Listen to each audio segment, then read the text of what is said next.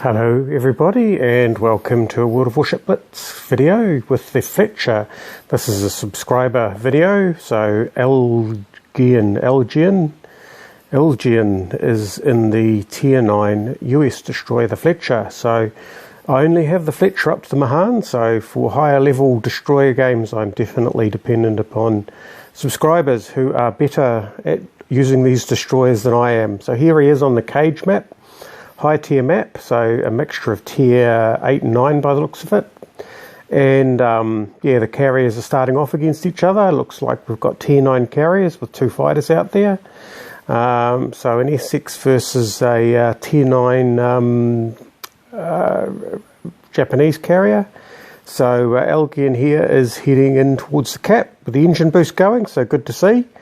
Just as he gets to it, obviously 2 opponents are inside the cap and his team is still making up their mind. So a couple of seconds in and the cap is held by the enemy, which is not really a great start. However, he does his duty and he stays inside the cap, basically keeping on moving so that he doesn't get caught short by anything. Some torpedoes coming in. I'm not sure what fired those. That spread of 4 could be a Neptune, could be an American destroyer. And yeah, here he's detected by aircraft, not a good place to be. And North Carolina. So being battleships, going around the outside of the map, he's going to take the punt that that battleship is too busy trying to get into position to actually,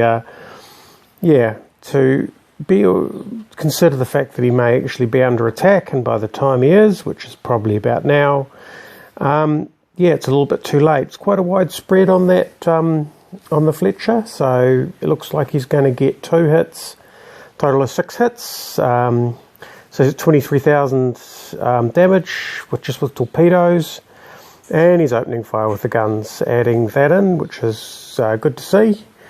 So the Fletcher, wow, look at that, he's got fires going already.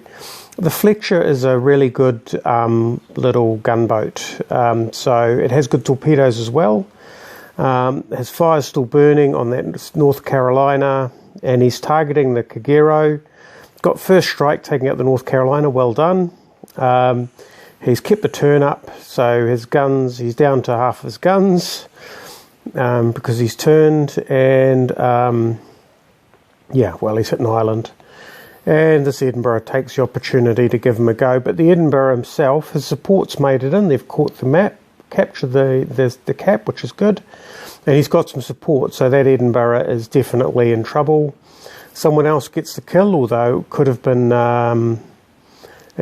him that grabbed it. But that Kagero, in the meantime, has fired his spread inside the cap. And he takes a torpedo, unable to dodge it. Still, he's got a lot of support here, so now the situation is much improved. So he has his team essentially inside the cap, except for that battleship down to the south. I'm not sure what that's doing, but doesn't seem like it's too much of a loss. And yeah, so what they're doing now is they're just basically going around the outside of the cap and making sure that any ships that are on the outside of the cap stay on the outside of the cap. Now that Kagero is forced to make a turn. It's pretty hard shooting at a Kagero at this distance because the shells take an awful long time to get there, so there's a bit of predicting. It's not just good shooting, it's actually good predicting as well. And he's landing a lot of shots, 5 in that last salvo. The 2 in that, 2 out of 5 hit. 4 out of 5 hit, doing a great job, and that's a complete miss, but this lot will get him. Well, someone else got him first, and that's, yeah, well, that's a bit of a shame for that poor Kagero, because not only was he not really capturing the capture zone, he was being targeted by multiple ships.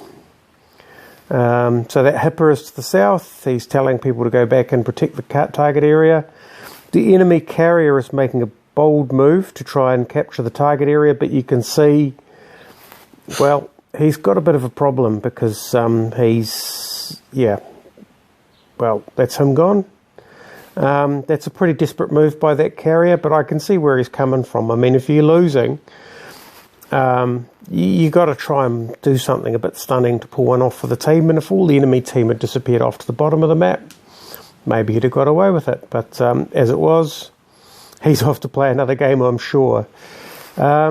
These two battleships, enemy battleships, I'm going to have to say in the cage, the battleships these far out, our battleship's been lost, so presumably the enemy destroyer took them out. But that destroyer is well and truly away from the map, so there he goes, he's been removed by the carrier down to the south. But yeah, as you can probably tell, these battleships, that's a lot of points, a lot of firepower, and a lot of hit points and a lot of armour that just has been drifting around the side of the map. I don't think any of their battleships made it inside the map. 10 torpedo hits on that not Grosser, it's the frigate Grosser, and it's gone to the bottom. And in the last 20 seconds of the game, he's in for, well, he's obviously one ship short of a Confederate, but he gets the big caliber. So that's a great match from Algaean there in the Fletcher, very capable ship. Definitely performed his duty and carried his weight in this game, earning a big caliber and a battle star and a first strike, so 3 medals in a Tier 8-9 game in the US Navy Tier 9 destroyer, the Fletcher. So we'll have a look at the scores and see how he did. Right, so it's, 3 medals, top of the list, 82,000 damage. That frigate de Grosser did a lot of damage, but didn't do a lot of capturing. 16 torpedo hits, 79 main battery hits, 4 fires. That's a good result.